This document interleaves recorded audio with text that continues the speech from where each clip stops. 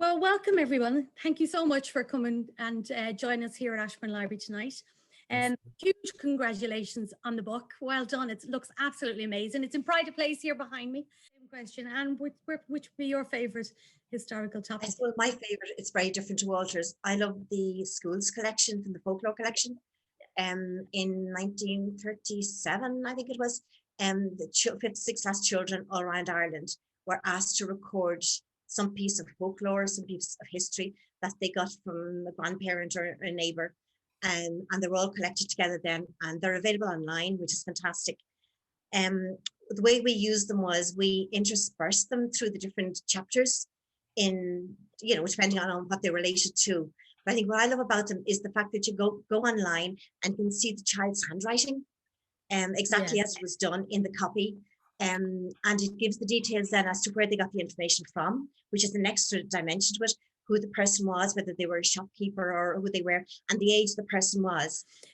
Walter, I'm coming back to you on this because I remember when we'd recently, it was only a few years after the library opened here, the development of the N2, it brought some surprising new information, historical information on Ashbourne's history. Especially in relation to all the mills that were found. And I remember you were taken out, they actually showed you the sites and that. So can you give us a little bit more information about the mills and the fact that you didn't even know that so many of them were there? Yeah, well, Barry Smith has a very good article in our book about this, but nothing would ever have been found except for, like, particularly in Ashbourne, building the new motorway enabled all this new findings, and the archaeologists to begin work on finding these new old civilizations. But in Ashbourne they found a huge treasure trove of interest. Two archaeologists, they found the bypass now from coming into Ashbourne. You go around the back and come out at the Pilo Hotel.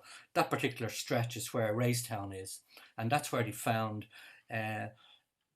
first of all a graveyard, about 8 mills, working mills that had existed there from 580 until 1170, 600 years, and that was a huge number of mills. Normally you'd only find 2 in an area, but they found 8 there, and that's only half the excavation. Half of that area hasn't been excavated. It's still in the field on the left hand side. And Barry, there's loads of primary and secondary resources listed in the book.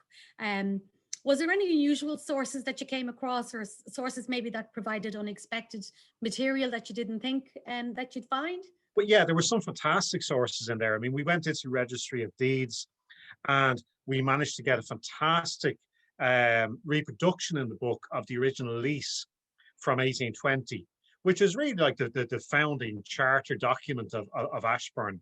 And that's produced in full colour, and it's actually quite readable. We've got a little transcript in the back there as well, but that's absolutely beautiful.